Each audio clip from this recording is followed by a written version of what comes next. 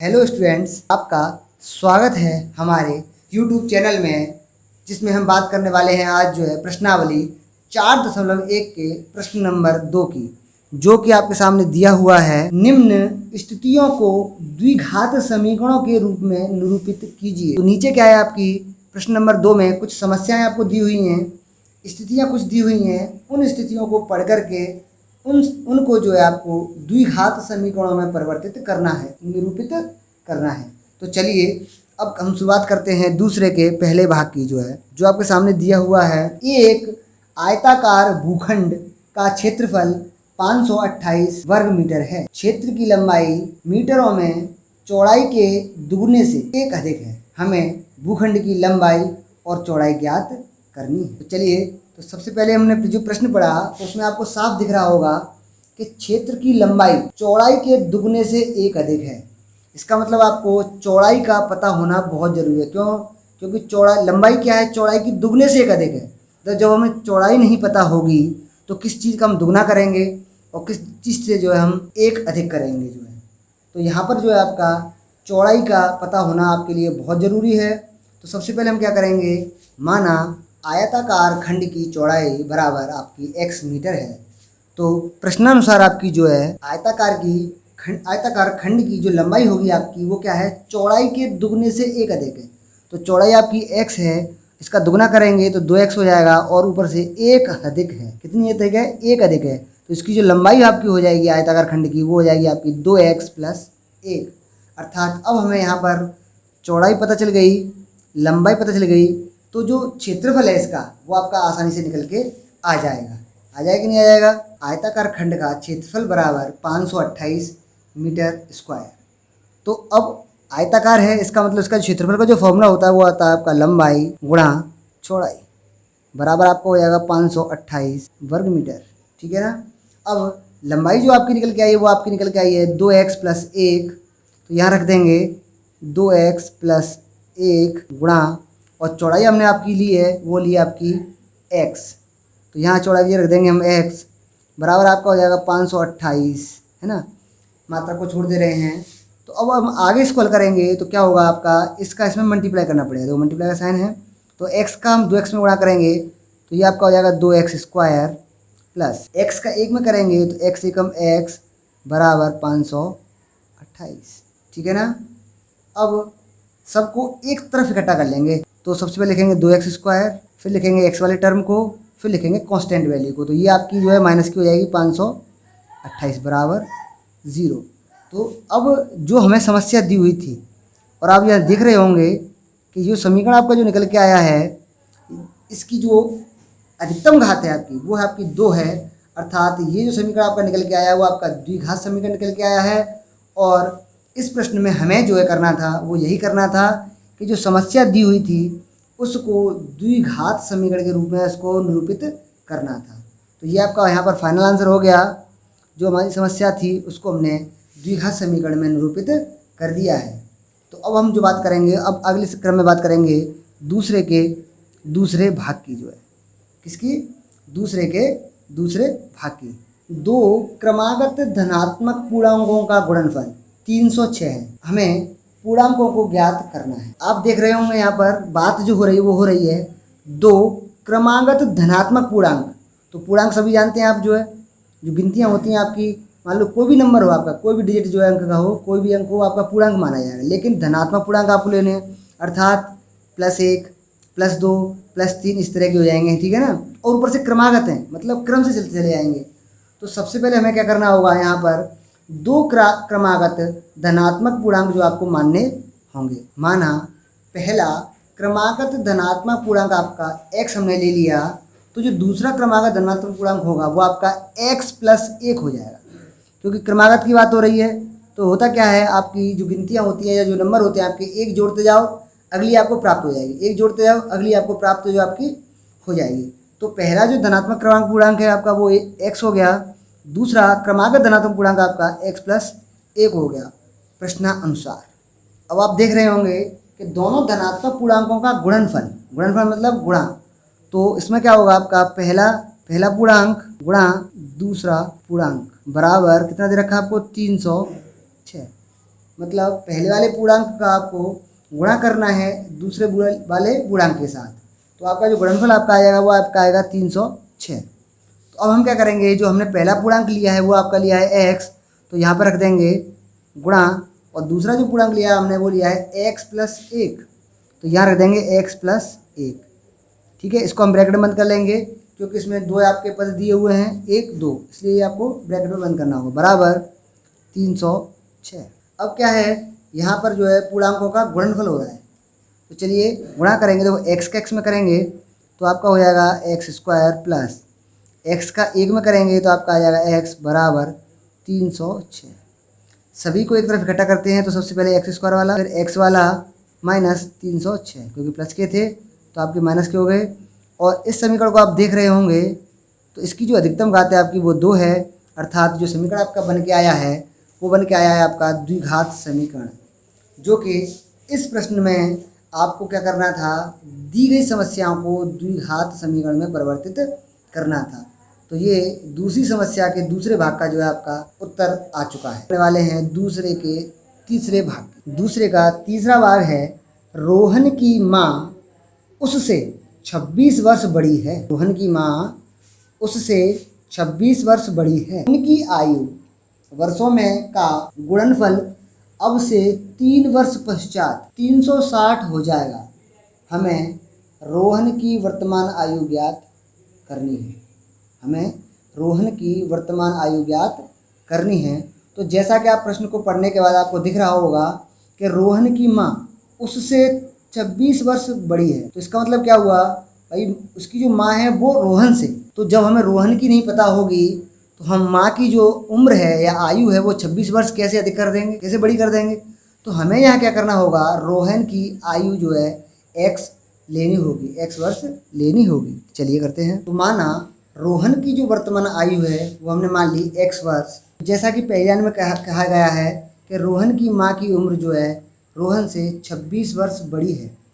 जो रोहन की माँ है वो रोहन से क्या है, 26 वर्ष बड़ी है, अर्थात जो रोहन की माँ की उम्र है वो आपकी हो जाएगी x+26 जो है। अब प्रश्नानुसार 3 वर्ष पश्चात रोहन और रोहन की माँ की आयु का गुणनफल जो है आपका 360। तो 3 वर्ष पश्चात की बात हो रही है, 3 वर्ष पश्चात की बात हो रही है, अर्थात जो रोहन की वर्तमान आयु है 3 वर्ष पश्चात आपकी कितनी हो जाएगी, रोहन की x+3, ठीक है ना। और रोहन की जो माँ है उसकी उम्र कितनी है आपकी x+26, इसका मतलब उनकी जो उम्र होगी वो आपकी हो जाएगी x+26+3। और दोनों की उम्र का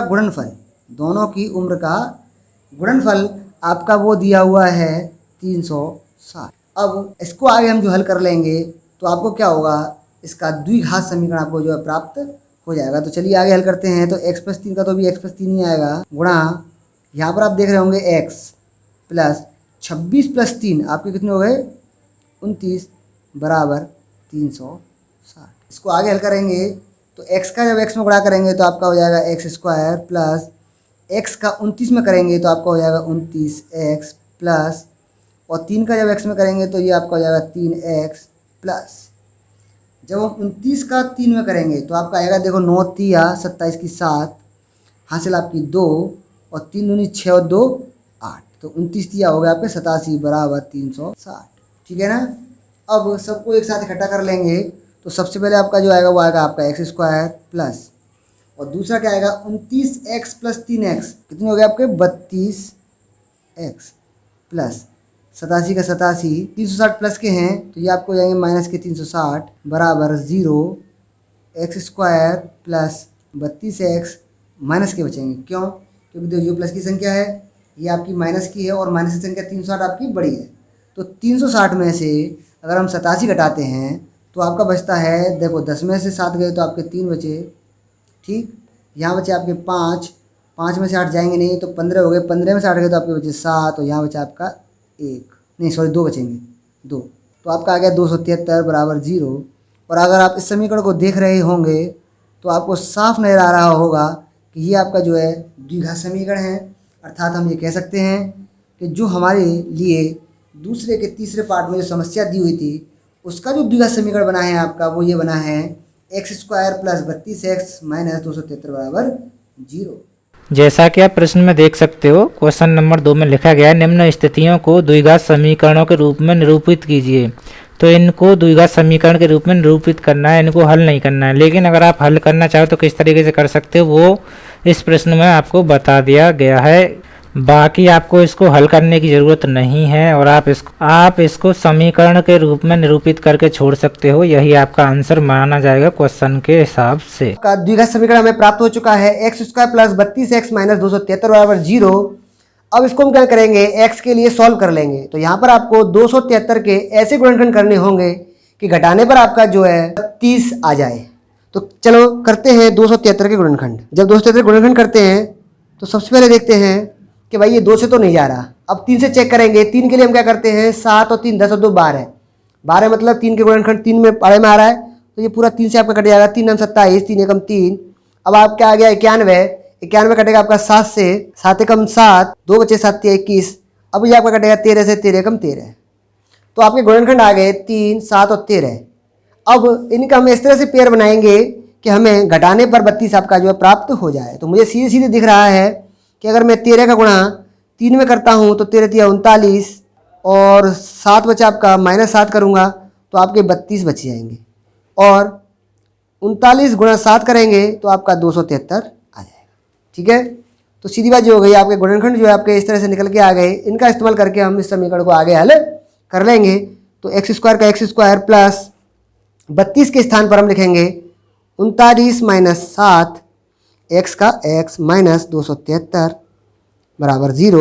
यहाँ आपका आ जाएगा x square plus 39x minus 7x minus 273 बराबर 0।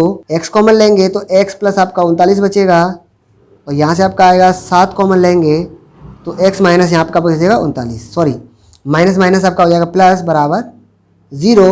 तो एक ब्रैकेट में आपका आ गया x प्लस 39 और एक ब्रैकेट में आपका आ गया x माइनस 7 बराबर 0। तो यहाँ से जो x के मान निकल के आ गए, एक तो आपका आ गया माइनस के 39 और एक आपका आ गया 7। ठीक है, और यहाँ पर प्रश्न में रोहन की आयु की बात हो रही है। तो आयु कभी भी किसी व्यक्ति की ऋणात्मक नहीं हो सकती, माइनस की नहीं हो सकती। तो ये वाला जो मान आपका वो कैंसिल हो जाएगा। अतः रोहन की जो आयु है वो आपकी हो जाएगी 7 वर्ष। कितने, 7 वर्ष। ये आपका हो गया फाइनल आंसर। यही आपका प्रश्न जो है समाप्त होता है। इसी क्रम में अब बात कर लेते हैं दूसरे के चौथे वाक्य की, जो कि इस प्रश्नावली का अंतिम प्रश्न है। एक रेलगाड़ी 480 किलोमीटर की दूरी समान चाल से तय करती है। यदि इसकी चाल 8 किलोमीटर प्रति घंटा कम होती तो वह उसी दूरी को तय करने में 3 घंटे अधिक लेती। हमें रेलगाड़ी की चाल ज्ञात करनी है।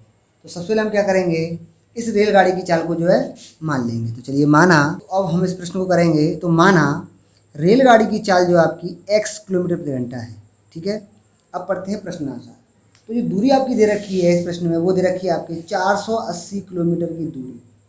तो जब वह x किलोमीटर प्रति घंटा की चाल से 480 किलोमीटर की दूरी तय करेगा तो जो समय लगता है वो, और उसकी जो चाल है 8 किलोमीटर प्रति घंटा कम कर दी जाए तो जब वो समय लगता है तो उस समय का जो अंतर आ रहा है आपका, वो आ रहा है 3 घंटे का। कितने अंतर आ रहा है, 3 घंटे का।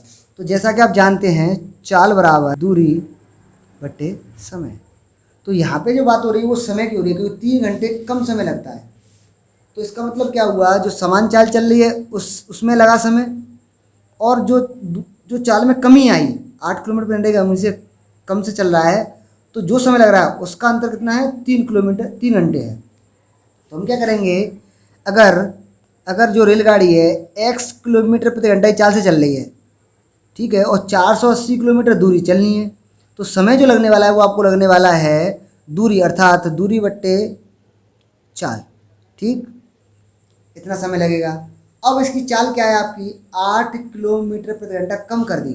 तो जब चाल कम हो जाएगी तो देखो दूरी तो उतनी रहनी है ना, और चाल कम कर दो तो x माइनस 8, और दोनों का जो अंतर है भाई, जो पहले समय लग रहा है वो और बाद में जो समय लग रहा है वो, उसमें आपका 3 घंटे का अंतर है। आपका कितने घंटे का अंतर है, 3 घंटे का। क्योंकि जब रेलगाड़ी x किलोमीटर प्रति घंटा की चाल से चलती है तो उसे इतना समय लगता है, और जब रेलगाड़ी जो है x x माइनस 8 किलोमीटर प्रति घंटा की रफ्तार से चलती है तो उसको इतना टाइम लगता है, अर्थात 3 घंटे का आपका जो अंतर आ जाता है। ठीक है ना, आपको इतना क्लियर हो गया होगा। अब आगे बढ़ेंगे तो अब यहाँ क्या करेंगे हम जो है x माइनस 8 जो आपका एलसीएम आ जाएगा, तो यहाँ से हम देखेंगे देखो 480 यहाँ भी है, 480 यहाँ भी है, तो देखो 480 तो आपका सीधे सीधे कॉमन आ गया भाई, कॉमन ले लिया, साथ में हमने यहाँ पे एलसीएम ले लिया है, तो यहाँ से यहाँ करेंगे तो आपका आ जाएगा x minus 8 minus x bracket close is equals to 3। ठीक है, अब सॉल्व करेंगे तो 480 है ना, ब्रैकेट में x और माइनस के x, ये तो आपके कैंसिल हो गए, प्लस के x है माइनस के x है, तो यहाँ बचा आपका माइनस के 8 बट्टे x का x में गुणा कर ले रहे हैं, देखो x स्क्वायर माइनस x का 8 में करेंगे तो आपका माइनस के 8x बराबर 3। क्लियर।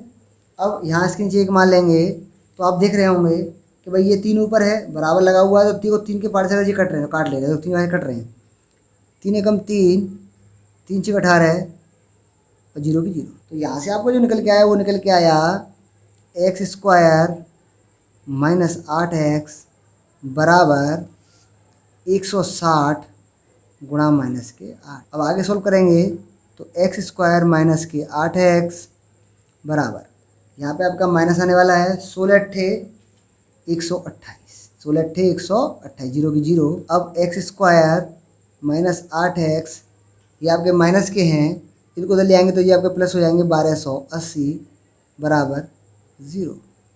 तो ये आपका जो समीकरण निकल के आया है ये आपका द्विघात समीकरण है, जो हमारे समक्ष जो है समस्या दी हुई थी उसका द्विघात समीकरण ये रूप जो है। तो यहाँ आपकी प्रश्नावली 4.1 जो आपकी समाप्त होती है। हमारी वीडियो को लाइक करें, शेयर करें और चैनल को सब्सक्राइब करें। और इस यूट्यूब चैनल में अपन जो है एनसीईआरटी की 10th क्लास की गणित की किताब को जो है कंप्लीट प्रश्नावली सहित कवर करने वाले हैं।